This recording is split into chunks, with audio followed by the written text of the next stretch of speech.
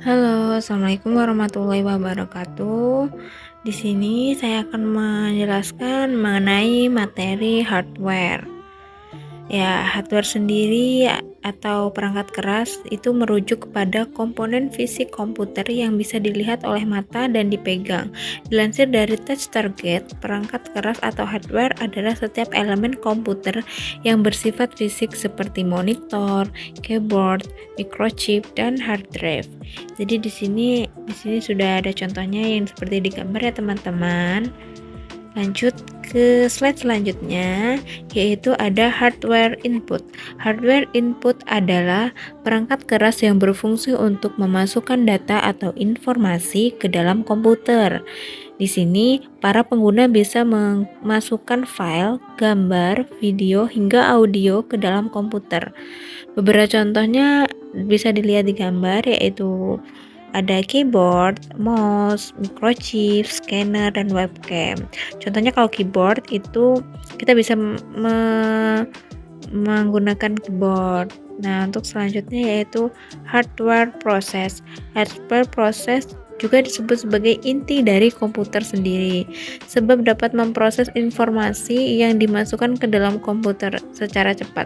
Sejumlah contohnya yaitu contoh hardware process yaitu CPU atau Central Processing Unit VGA, video graphic, adapter, RAM, random access memory, dan power supply. Dan di sini ada gambar tentang CPU atau tempat memproses informasi. Yang slide selanjutnya yaitu ada hardware output. Hardware output adalah informasi atau data yang dikeluarkan dalam bentuk gambar atau tulisan di dalam komputer. Bisa dikeluarkan dengan cara di print menggunakan mesin print. Beberapa contoh hardware output yaitu monitor dan proyektor. Di sini contohnya seperti ketika kita bisa melihat gambar melalui proyektor atau di layar komputer, itu termasuk dari contoh dari output. Nah, selanjutnya ada hardware storage. Hardware storage adalah penyimpanan atau tempat penyimpanan media yang digunakan untuk menyimpan data yang diolah oleh komputer. Fungsi storage adalah menyimpan data atau file dalam jangka panjang dan jangka pendek. Jadi storage adalah tempat penyimpanan instruksi, program, dan data untuk keperluan penggunaan dengan komputer.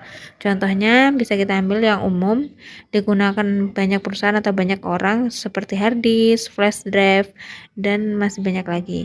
Melalui perangkat tersebut kalian semua atau kita semua dapat menyimpan data atau file dalam bentuk dokumen digital, foto, video, dan lain sebagainya.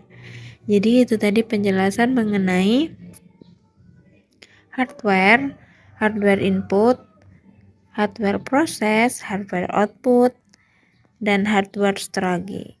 Jadi cukup sekian yang dapat saya jelaskan. Semoga bermanfaat untuk teman-teman semua. Terima kasih.